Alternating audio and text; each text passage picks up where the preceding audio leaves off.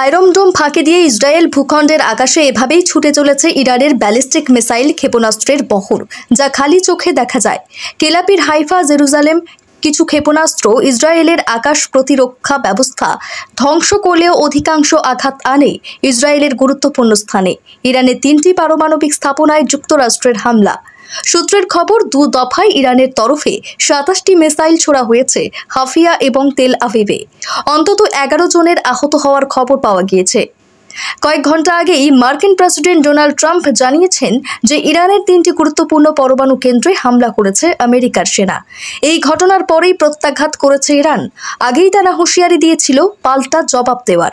ইরানের পারমাণবিক কেন্দ্রে আমেরিকার এভাবে হামলা করার ঘটনাকেও ন্যক্কারজনক বলে দাবি করা হয়েছে ইরানের তরফে।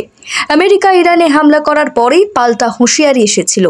সূত্রের খবর, ইরানের সরকারি প্রচার মাধ্যমে মার্কিন প্রেসিডেন্ট ডোনাল্ড ট্রাম্পকে উদ্দেশ্য করে হুঁশিয়ারি দেওয়া হয়েছে। শুরুটা আপনি করলেন, শেষটা আমরা করব। এখানে থাকা আমেরিকার নাগরিক সেনা এখন নিশানায়। এর পাশাপাশি জ্বালানি সরবরাহের লাইফলাইন হরমুজ প্রণালী বন্ধের হুঁশিয়ারিও দিয়েছে ইরান।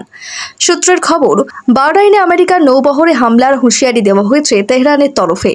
তৃতীয় পক্ষ যুদ্ধে জড়ালে ফল ভালো হবে না নাম না করেই আগেই আমেরিকাকে এই মর্মে হুঁশিয়ারি দিয়েছিল ইরান। B-2 স্টেলথ বোমারু বিমানের সাহায্যে আমেরিকার তরফে হামলা চালানো ইরানের 3টি পারমাণবিক কেন্দ্রে। ফোর্দোতে ফেলা হয়েছে 6টি বাংকার বাস্টার বোমা। হামলা চালানো হয়েছে নাতানাজ ও ইস্পাহানে, এই 2 পারমাণবিক কেন্দ্রেও। আগামী 27 জুন পর্যন্ত বন্ধ ইসরায়েলের আকাশসীমা। মার্কিন প্রেসিডেন্ট ডোনাল্ড ট্রাম্প এও বলেছেন, চেষ্টা করেছিলাম যাতে যুদ্ধ না হয়, শেষ পর্যন্ত আক্রমণ করতেই হলো।